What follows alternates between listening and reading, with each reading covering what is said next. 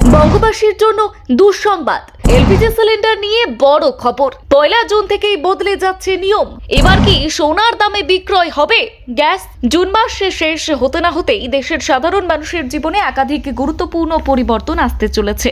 রান্নার গ্যাস থেকে শুরু করে নতুন গ্যাস সংযোগের নিয়ম, সিলিন্ডার বুকিং এর সময়সীমা, সব ক্ষেত্রেই বড় বদল আনার প্রস্তুতি চলছে। আর এর ফলে একদিকে যেমন কিছু ক্ষেত্রে খরচ বাড়তে পারে, অন্যদিকে নতুন নিয়ম মেনে চলাও বাধ্যতামূলক হতে পারে। তাই আগামী মাস থেকে কি কি পরিবর্তন হতে চলেছে তা আগে থেকেই জেনে রাখা প্রয়োজন। সবচেয়ে বড় ধাক্কা এসেছে বাণিজ্যিক গ্যাসের দামে। ইতিমধ্যেই তেল সংস্থাগুলি 19 কেজির কমার্শিয়াল গ্যাস সিলিন্ডারের দাম রেকর্ড হারে বাড়িয়েছে। এর প্রভাব সবচেয়ে বেশি পড়েছে কলকাতায়। এক ধাক্কায় 1147 টাকা দাম বেড়ে কলকাতায় 19 কেজির একটি বাণিজ্যিক গ্যাসের সিলিন্ডারের মূল্য হয়েছে 3,355 টাকা। চেন্নাইতে দাম বেড়েছে 1,013 টাকা, ফলে সেখানে নতুন মূল্য দাঁড়িয়েছে 3,259 টাকা 50 পয়সা। দিল্লিতে একই সিলিন্ডারের দাম হয়েছে 3,071 টাকা 50 পয়সা এবং মুম্বাইয়ে হয়েছে 3,046 টাকা 50 পয়সা।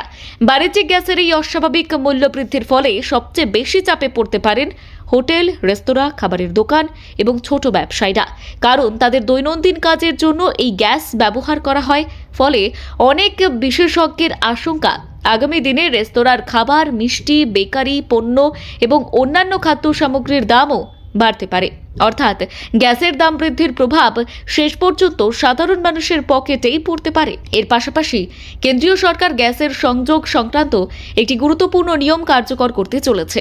গত 25শে মে জারি হওয়া নতুন সংশোধনী নির্দেশিকা অনুযায়ী কোনো গ্রাহক যদি তার বাড়িতে পাইপড ন্যাচারাল গ্যাস বা পিএনজি সংযোগ নেন, তাহলে তাকে 30 দিনের মধ্যে পুরনো এলপিজি সংযোগটি বাতিল বা সারেন্ডার করতে হবে।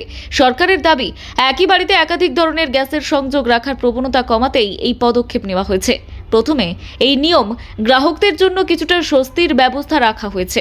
যদি কোনো ব্যক্তি ভবিষ্যতে আবার এলপিজি গ্যাস ব্যবহার করতে চান, তাহলে তাকে নতুন করে পুরো প্রক্রিয়া শুরু করতে হবে না। কানেকশন ট্রান্সফার ভাউচার নামের বিশেষ ব্যবস্থার মাধ্যমে তিনি সহজেই আগের সংযোগ পুনরুদ্ধার করতে পারবেন। ফলে গ্রাহকদের সুবিধার কথাটাও কিছুটা মাথায় রাখা হয়েছে। এছাড়াও সরকার এখন এক পরিবার এক গ্যাস কানেকশন নীতিতে জোর দিচ্ছে। দেশের ক্রমবর্ধমান গ্যাসের চাহিদা সামাল দেওয়া এবং গ্যাসের কালোবাজারি রুখতেই এই উদ্যোগ নেওয়া হয়েছে।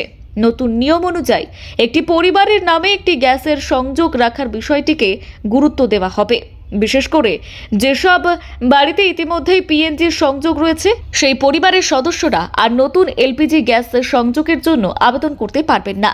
সরকারের মতে এর ফলে গ্যাসের অপচয় কমবে এবং প্রকৃত গ্রাহকদের কাছে গ্যাস পৌঁছে দেওয়া সহজ হবে।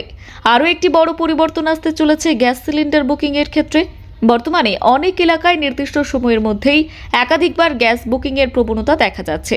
আর সেই সমস্যা মোকাবিলার জন্য তেল সংস্থাগুলি 2টি রিফিলের মাধ্যমে অপেক্ষার সময় বা লক ইন পিরিয়ড বাড়ানোর সিদ্ধান্ত নিয়েছে। ব্যুরো রিপোর্ট, গোলসি বার্তা।